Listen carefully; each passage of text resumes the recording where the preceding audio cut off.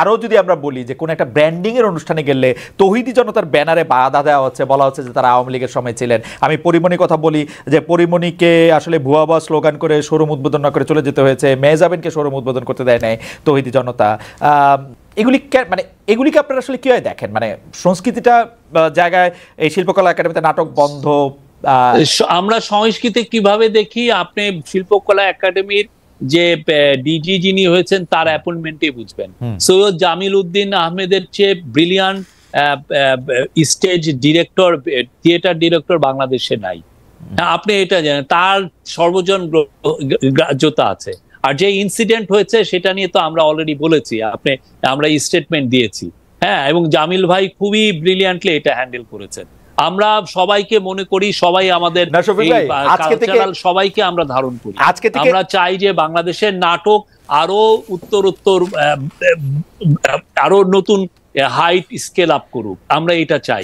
বাংলাদেশের সিনেমা জগতে আরো ব্রিলিয়ান্ট সিনেমা হোক, আমাদের এখান থেকে যেন অস্কার পায়। আর যিনি এসছেন তার বিষয়ে দুই একজন মন্তব্য করেছেন, এটা হতেই পারে, কেউ না কেউ তাকে না অপছন্দ নাও করতে পারে, but Mostofa Sarwar Farooki is a brilliant film maker.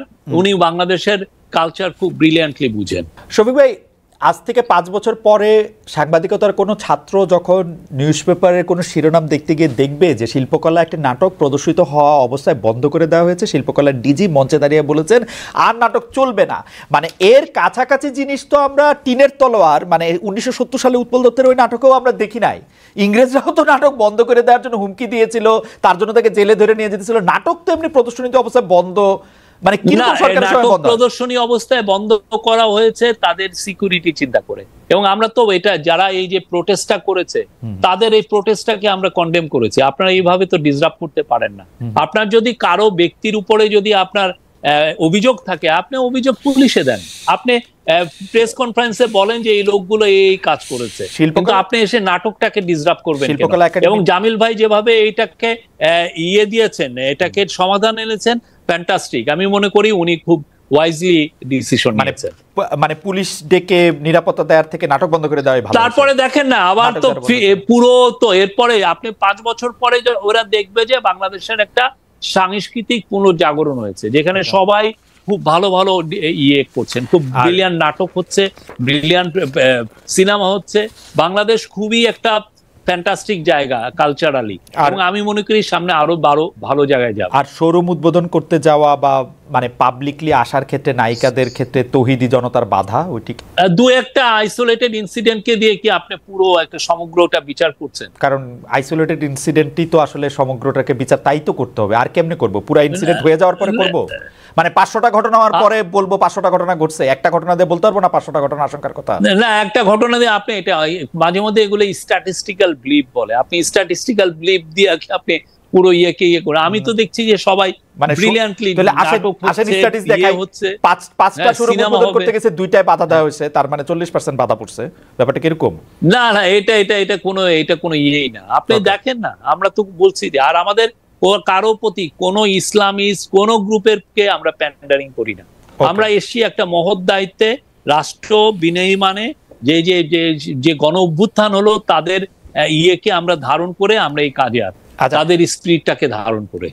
আপনি গতকালই এক সংবাদ সম্মেলনে শফিক ভাই নিজেই স্পষ্ট করেছেন জুলাই আগস্টের হত্যাকাণ্ড নিয়ে কোনো ঢালাও মামলা আপনি পছন্দ করছেন না। মামলার আরো একটি দিক হচ্ছে হত্যার বিচারের জন্য মামলা হয়েছে এমন নিহত কাউকে খুঁজেও পাওয়া যাচ্ছে। এই বিষয়টা নিয়ে কিছু বলবেন?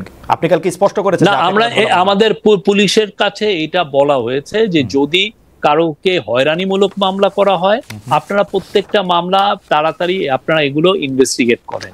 আপনারা দেখেন যে কার এগেইনস্টে যাদের নাম এসছে তাদের এগেইনস্টে এভিডেন্স গুলো আছে কিনা। এভিডেন্স গুলো না হলে তাদের নামটা ফেলে দেওয়া হোক। এটা পুলিশকে সেই সেপ্টেম্বর মাসে এটা বলা হচ্ছে।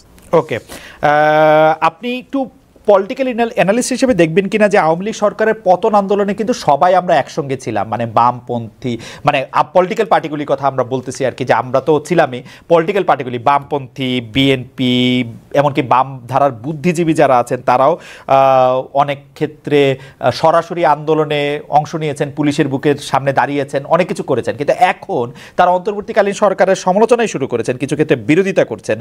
কিন্তু আপনি যেটা বলছেন যে আপনারা আলাদা করে কারো মানে কিছু বলা নাই, তাদের মানে ইসলামপন্থী ধর্মীয় বক্তা তারা কিছু কিছু বিষয় আপনাদের সমর্থন করেছেন, আবার কিছু কিছু উপদেষ্টা নিয়োগ এনতেন এগুলি নিয়ে আবার মানে বিরোধিতা করছেন। আপনারা এটাকে কিভাবে দেখেন? আপনারা যে যারা আপনি তো মানে সোশ্যাল মিডিয়াতে অনেকে অনেক কথা লিখতেই পারে। হ্যাঁ, আমরা সবাইকে মানে কনস্ট্রাকটিভ ক্রিটিসিজম আমরা ওয়েলকাম করি, যে কোনো কনস্ট্রাকটিভ আমরা ওয়েলকাম করি। গত সপ্তাহে আমাদের অনুষ্ঠানে এসেছিলেন সিপিবির সাধারণ সম্পাদক জনাব রুহিন হোসেন প্রিন্স। তিনি বলেছেন যে প্রধান উপদেষ্টা তাদের সঙ্গে বৈঠকে বলেছেন জুলাই আগস্টে আন্দোলনে আহতদের চিকিৎসা ও পুনর্বাসনে সরকার কাজ করলেও এ নিয়ে গণমাধ্যমে প্রচারণা কম। এর দায় কি শফিক ভাই প্রধান উপদেষ্টা প্রেস উইংয়ের? আপনি কি মনে করেন যে প্রচারণাকে আপনিও কম মনে করেন? না আসলে কি ঘটনাটা? না, আমরা তো দেখেন, আমরা এটা নিয়ে প্রচুর আমরা বলছি, আমাদের প্রেস উইং থেকেও বলা হচ্ছে, হেলথ মিনিস্ট্রি থেকেও বারবার আমরা প্রতিদিন প্রেস দেওয়া হচ্ছে। তো তারপরেও একটা দেখা যাচ্ছে যে এক ধরনের, এখন আপনি যদি মানে পুরো যে জিনিসটা আমরা ওয়েবসাইট করে দিয়েছি, ওয়েবসাইটের লিস্টও দেওয়া হচ্ছে যে কারা কারা কি কি হয়েছে, কিন্তু যেটা হচ্ছে কি মানুষের আকাঙ্ক্ষাটা অনেক বেশি। মানুষ মনে করছে যে প্রতিদিন এই ধরনের আমরা কিন্তু দিচ্ছি, আমাদের লিমিটেড যেগুলো স্ট্রেংথ আছে সেগুলো নিয়ে আমরা ম্যাক্সিমামটা দিচ্ছি, যে এটা করা হচ্ছে আজকে ওইটা। আমরা কোনো নিউজ আমরা কিন্তু বাদ রাখছি না, আমরা প্রতিনিয়ত যেটাই নিউজ হচ্ছে আমরা ওইটাকে দিচ্ছি। তারপরে হচ্ছে আপনি দেখেন আমাদের পত্রিকাগুলো তো ভালো ভালো রিপোর্ট করছে, আহতদের বিষয়ে কথা বলছে, নিহতদের নিয়ে প্রচুর রিপোর্ট হচ্ছে। তার মধ্যেও যেটা হয়েছে যে যেটা গত সপ্তাহে যেটা হলো, এরকম আইসোলেটেড দুই একটা ঘটনা ঘটছে, আমরা অস্বীকার করছি না। তো সেই জন্য আমরা এটা নিয়ে আরো আমরা কাজ, আরো যাতে আরো সিরিয়াসলি কাজ করা যায়, আরো কিভাবে ওদের পাশে দাঁড়ানো যায়, আমরা সেটা করছি। তো আমরা দেখছি আইন উপদেষ্টা ডক্টর আসিফ নজরুল কে অনেক সমালোচনার মুখে পড়তে হচ্ছে, বলা হচ্ছে যে তার মধ্যেই আসলে সবচেয়ে বেশি সমস্যা। আবার অন্যদিকে ডক্টর মোহাম্মদ ইউনূস মাহফুজকে সব আন্দোলনের পেছনে আছেন বলে পরিচয় করে দেওয়ার পর জাতিসংঘের সম্মেলনে গিয়ে তার বিরুদ্ধেও আসলে নানা ধরনের কথা হচ্ছে। অনেক বেশি কথা হচ্ছে স্বাস্থ্য উপদেষ্টা ডক্টর নূরজাহান বেগমকে নিয়েও, স্বাস্থ্য উপদেষ্টা নূরজাহান বেগমকে নিয়েও। এইটা আসলে আপনারা এটা কীভাবে দেখছেন যে মানে সিঙ্গেল আউট করা হচ্ছে, আক্রমণ করা হচ্ছে, গাড়ি আটকে দেওয়া হচ্ছে, এগুলিকে কীভাবে দেখছেন? আমি সবাইকে অনুরোধ করব, যারা যারা এগুলো নিয়ে ভাবছেন, অনেক বড় বড় পত্রিকা এই যে আইন উপদেষ্টার সাথে আসেন না, ওনার সাথে একটা দিন থাকেন, দেখেন উনি কি কাজগুলো করছে। বা নূরজাহান আপাকে নিয়ে হচ্ছে, নূরজাহান আপার কাজগুলো দেখেন, উনি তো যথেষ্ট ডেডিকেটেড হয়ে কাজ করছেন। আপনারা এসে তার সাথে থেকে দেখেন যে উনি কাজের মধ্যে কোনো গাফলতি করছেন কিনা, ওনার কাজগুলো নিয়ে উনি কি অবহেলা করছেন কিনা, আপনারা দেখেন না। আমরা সমস্ত সাংবাদিককে ইনভাইট করি, আসেন দেখেন।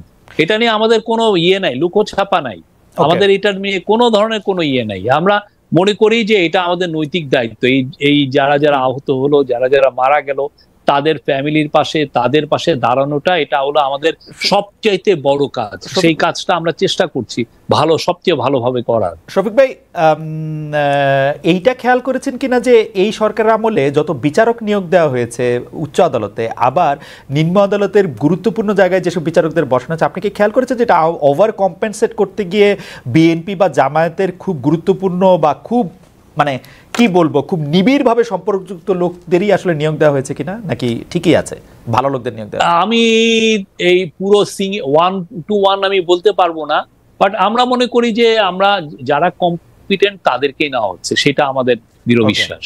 মানে এখন আপনি যদি 1-to-1 বলেন যে ইনি সেটা নিয়ে আমি বলতে পারবো না, বাট আমরা মনে করি যারা এই লিগ্যাল প্রফেশনটা খুব ভালো বুঝেন, বাংলাদেশের জুডিশিয়ারির উপরে যাদের যথেষ্ট জ্ঞান আছে, যথেষ্ট, আপনি নিজে তো লয়ার স্টুডেন্ট, না আমি জার্নালিজম স্টুডেন্ট, কিন্তু আসলে হয়তো কেউ মানে আপনার সাথে পরের আলোচনা আমি নিশ্চয়ই হয়তো কিছু বিষয় আপনার দৃষ্টিও আকর্ষণ করতে পারি। যাই হোক, পাকিস্তানের সঙ্গে বাংলাদেশের নতুন সম্পর্ক গড়ে উঠেছে। করাচি থেকে প্রথমবারের মতো জাহাজ এলো।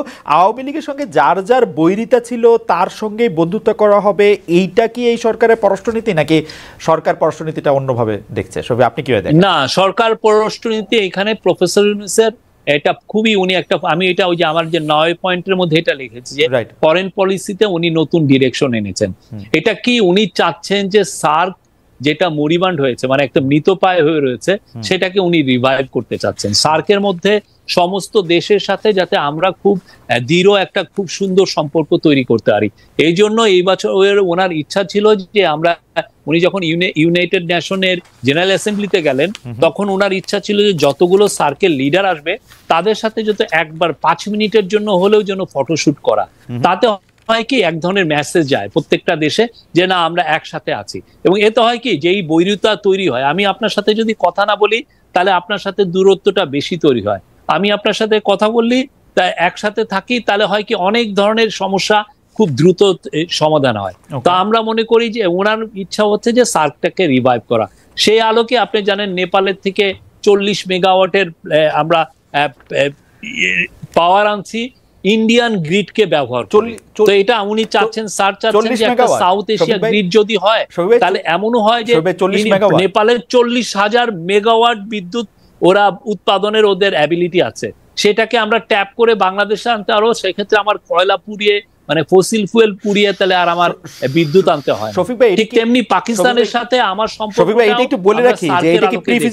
আর যে শিপের কথাটা বললেন, সেই শিপটা কিন্তু দুবাই থেকে ছেড়েছে, জেবেল আলী পোর্ট থেকে ওইটা করাচিতে টাচ করেছে, পরে তারপরে চিটাং এ আসছে, চিটাং থেকে ইন্দোনেশিয়ার একটা পোর্টে গেছে, ওইখান থেকে মালয়েশিয়ার পোর্ট ক্ল্যানে যে এটার সমাপ্তি হয়েছে।